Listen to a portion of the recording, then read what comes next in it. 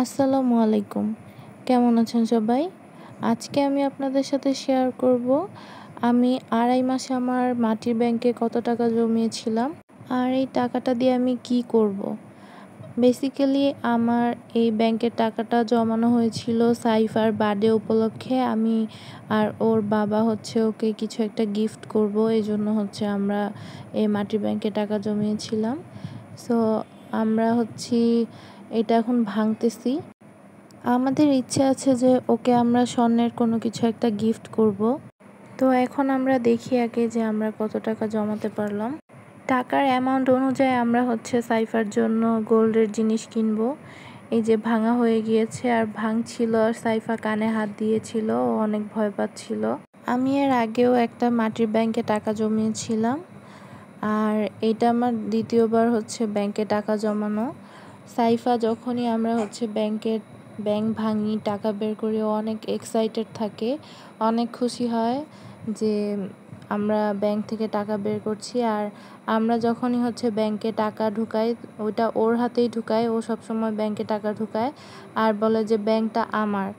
এই জন্য ও অনেক খুশি হয়। আর আমার এই ব্যাংকে টাকা জমানোর পিছনে যার সব থেকে বেশি অবদান সে সাইফার আব্বু। যারা সবসময় আমার ভিডিও দেখো তারা জানো যে আমার একটা কেকের বিজনেস আছে। আর আমার কেকের বিজনেসের যত খরচ আছে এগুলো ম্যাক্সিমামই সাইফার আব্বু বহন করে থাকে।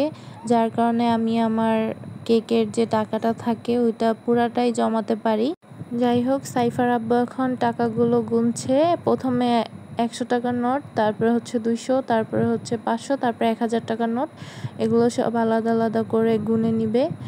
আর আমি ভিডিও লাস্টে বলে দিব যে আমি কত টাকা জমাতে পেরেছি আর আমি কত টাকা দিয়ে কি কিনলাম। এটা ভিডিওর সাথে থাকলেই, শেষ পর্যন্ত দেখলেই তোমরা জানতে পারবা। আর এর মধ্যে আমি একটা কেক বানিয়ে নিয়েছি। এই কেকটা যে অর্ডার করেছে উনি আমার রেগুলার কাস্টমার। উনি দিনাজপুরে থাকে, আর উনি আমাকে বলেছিল যে আমি যদি দিনাজপুরে যাই তখন যাতে একটা কেক বানিয়ে নিয়ে যাই ওনাদের জন্য। এই জন্য বানানো হয়েছিল কেকটা। এখন আমি যাচ্ছি আপুকে ফার্স্টে কেকটা দিতে। কেকটা দিয়ে আমরা চলে এসেছিলাম একটা গোল্ডের দোকানে। আর এখানে আমরা দেখতেছিলাম যে কি নিব। অনেক দেখার পরে আমরা লাস্ট পর্যন্ত ভাবলাম যে কি নিব। এখন আমার একটা ব্রেসলেট অনেক পছন্দ হয়েছিল। সাইফার আব্বুই যে আমাকে পরাই দিচ্ছে, বলতেছে আসলে ব্রেসলেটটা তোমার হাতে অনেক সুন্দর লাগছে। এই জন্য পরে দেখতেছিলাম। আর ব্রেসলেটটার দাম অনেক বেশি ছিল, যেটা আমাদের বাজেট থেকে অনেক বেশি ছিল, ডাবলেরও ডাবল ছিল।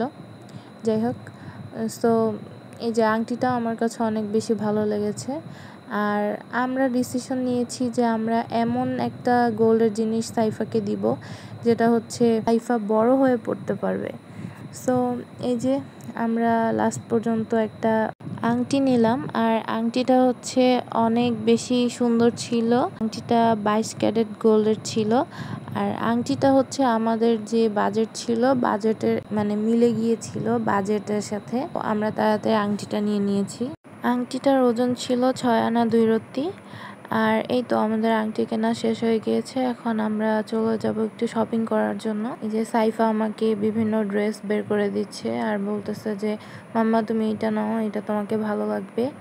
আমার মেয়ে আমাকে চয়েস করে দিচ্ছে, বাট এগুলো তো আমি পরি না। যাই হোক, তারপরে আমরা একটু সাইফার জন্য টি শার্ট আর কিছু লেগিংস এগুলো নিয়ে নিলাম। এখানে ওর ছোট ফুপিও গিয়েছিল আমাদের সাথে। ওরা একটু শপিং করছিল। আমার কাছে মনে হয়েছে যে এই দোকানটায় টি শার্টগুলোর প্রাইস একটু বেশি। অন্য অন্য জায়গায় যে টি শার্টগুলোর দাম থাকে তার তুলনায় একটু বেশি। এজন্য আমি বেশি কিছু কিনিনি। আর এখানে ব্যাগগুলো ছিল, ব্যাগের কালেকশনগুলো মোটামুটি ভালো ছিল। সাইফার আব্বু আমাকে একটা ব্যাগ কিনে দিতে চেয়েছিল, বাট আমি নেইনি, কারণ আমাদের এমনিতে অনেক টাকা খরচ হয়ে গিয়েছিল। আর শপিং করতে করতে অনেক খিদা লেগে গিয়েছিল। এখন আমরা চলে এসেছি একটা রেস্টুরেন্টে। ওখানে আমরা একটু জাস্ট খাওয়া দাওয়া করে নিব, দেন আমরা বাসায় চলে যাব। এমনিতে অনেক রাত হয়ে গিয়েছে, 11টা বেজে গিয়েছে। এই তো আমার আজকের ভিডিও এই পর্যন্তই। আর নেক্সট ভিডিওতে আপনাদের সাথে শেয়ার করব সাইফার বার্থডের ব্লগ।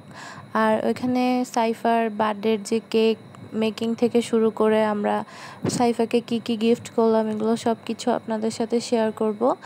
আর আমরা ব্যাংক ভাঙার পরে পেয়েছিলাম 52,000 টাকা। সো আজকের ভিডিও এ পর্যন্ত। আল্লাহ হাফেজ।